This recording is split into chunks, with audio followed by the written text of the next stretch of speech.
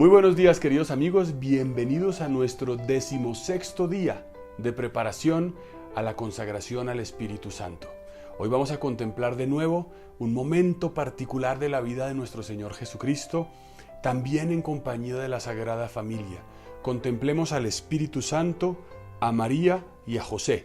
Para eso nos sirve la cita de Mateo 1, versículo 16 y versículos 20 al 21.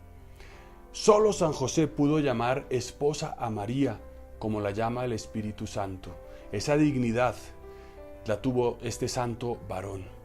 Y podemos pensar hoy entonces en la vida oculta, en esa vida de Nazaret, en la que la Sagrada Familia está como una más en el ocultamiento. Nadie puede siquiera sospechar la grandeza, la impresionante dignidad de esa familia que vive allí, a la vuelta de la esquina. Como el Papa Francisco dice, los santos de la puerta de al lado.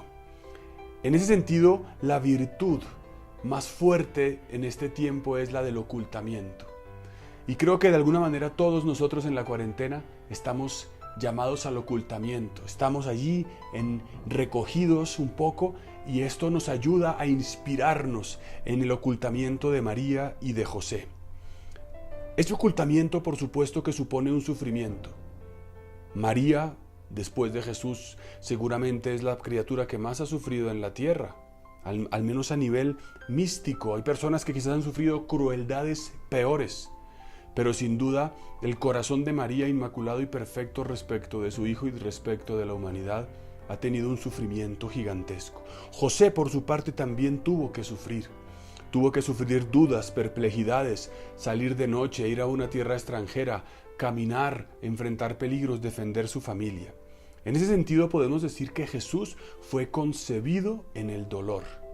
Y el sí de María abarcaba todas las cruces. El Espíritu Santo les dio la fuerza a José y a María para enfrentar el dolor. Y hoy podemos pensar en qué familia no hay dolor, qué hogar puede decirse inmunizado contra el dolor, si no es de tipo físico por alguna enfermedad, por alguna incomprensión, por una situación económica, por cualquier realidad. Nuestros hogares están siendo tocados. Hoy también, seguramente también el tuyo de alguna manera. Y por tanto, José y María, por la fuerza del Espíritu, nos ayudan a comprender el valor del sufrimiento oculto. De ese sufrimiento que no va a salir en un periódico, que no va a ser el titular de prensa. Pero ese sufrimiento que se convierte en dicha, porque es el sufrimiento ofrecido a Dios en las cosas cotidianas y pequeñas. El pensamiento de Dios era la atmósfera que se respiraba en el hogar de Jesús, María y José. Cuando tú y yo, ocultos y también enfrentando la dificultad que estamos viviendo, lo hacemos pensando en Dios, entonces eso se convierte en dicha, porque la cruz es fuente de alegría cuando la abrazamos. El Espíritu Santo, por tanto, nos enseñan en María, en José, a afrontar el sufrimiento oculto. Y ahora vamos a ver un santo muy especial. Este día el día 16º, a contemplar a San Ignacio de Loyola, de militar combatiente a guerrero de Dios. Él tuvo una cuarentena. Sabemos que la enfermedad de su cuerpo, que lo tuvo convaleciente en una cuarentena, por decirlo así, lo llevó a la sanación de su alma. Nació en el castillo de Loyola, en el norte de España, en 1491, un año antes del descubrimiento de América.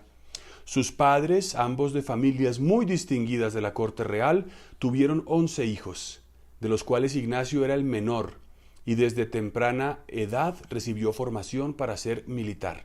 A los 30 años, con el rango de capitán, fue gravemente herido mientras defendía el castillo de Pamplona, en Navarra, en una pierna. A los 30 años, en esa situación, tuvo su primera cuarentena. Tuvo que ir a Loyola, al castillo donde vivía su familia. Fue sometido a 3 cirugías en su pierna sin anestesia y quedó postrado en la cama por un tiempo. Él quería leer para aprovechar un poco el tiempo de la convalecencia y pidió libros de caballería y novelas imaginarias, pero su hermana le dijo que no tenía otro libro que La vida de Cristo y El año cristiano. Este último contenía la historia de un santo de cada día del año, algo parecido a lo que estamos queriendo hacer en esta en esta consagración, en esta preparación, pero su enfermedad física, el sufrimiento, el dolor, la postración y la lectura de libros católicos fueron los medios que utilizó Cristo para llevarlo a su conversión.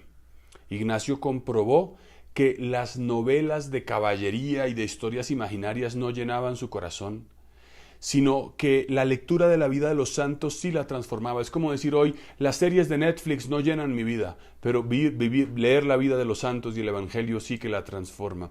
Y por esa lectura se enamoró de Cristo y fue confrontado en lo más hondo de su corazón. En esa convalecencia, en su cuarentena, recibió dos dones especiales, el don del autoconocimiento y el arrepentimiento. Y una noche tuvo la visión de la Virgen.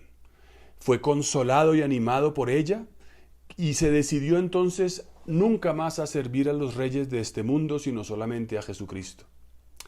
En segundo lugar, podemos decir que el Espíritu Santo renovó e iluminó su misión. Cuando se recuperó y en contra de la voluntad de su familia, se fue del castillo, se hizo pobre, visitó a la Virgen de Montserrat, un santuario en Cataluña, hizo una confesión de vida y ante un sacerdote allí le entregó la vida al Señor.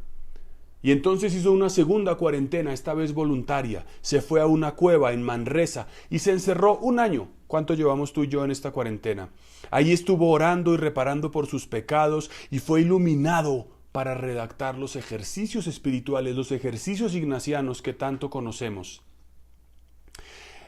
En esa redacción y en esa experiencia encontró la espiritualidad de la comunidad que luego fundaría, la Compañía de Jesús.